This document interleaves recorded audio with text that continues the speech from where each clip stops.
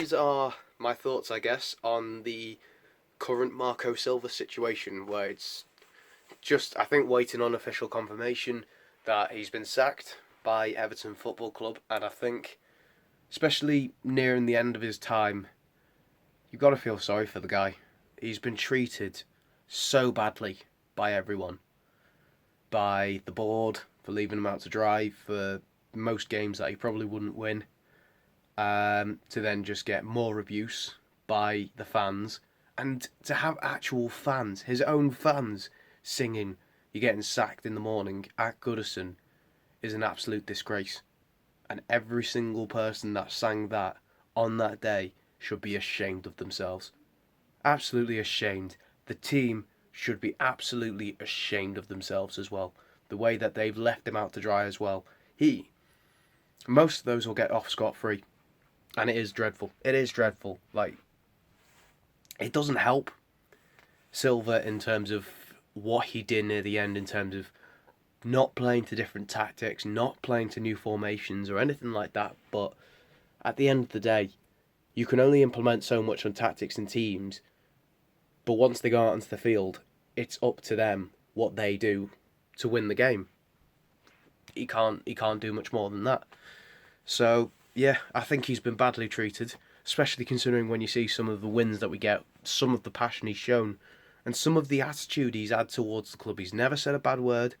He's always treated it respectfully, as you'd expect anyone to do. So I can't understand why we've not treated him with respect either. Yes, he's had some bad results, but at the end of the day, it's just the way we've treated him, the way Everton as a board have treated him, the way fans have treated him in some cases, where, alright, I can argue, I was a firm supporter of him for ages, but then I said that enough was enough for Norwich, but you never want to sing "Sacked in the Morning" to your own manager. Never. Especially to a guy like Silva, who only showed respect to the club. But I think that's my personal thought on the whole ending of it anyway. I do think he needed to go, because he's a bad combination in terms of he's a not great manager, and he's also a very unlucky manager. So it's like whenever it's gone right for him, nothing's gone right in terms of luck-wise. Like last night, we could have been 2-2. He could have still been in the job.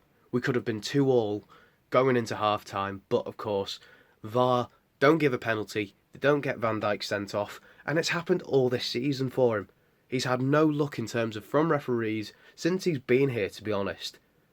But I just hope we can now move forward.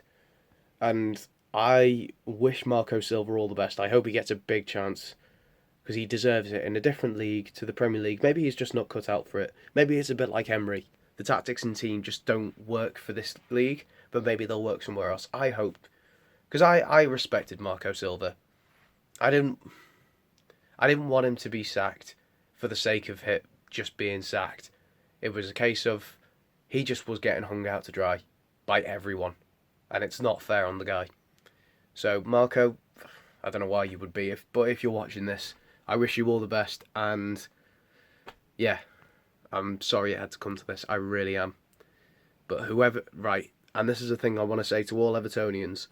Whoever we get in next, regardless, if it's David Moyes, if it's Mikel Arteta, if it's Van der Targ or Mario, whoever from whatever league or country, for God's sake, get behind them. Don't slag them off within the first 5 games. Don't think the players are downing tools for them straight away. Just get behind them. Don't slag them off. Don't automatically think we're going to go relegated or anything like that within the first few games. Anyway, this rant's over. Again, final points. Silva, I'm sorry it's had to come to this, but I wish you all the best. And I hope the players can now buck up.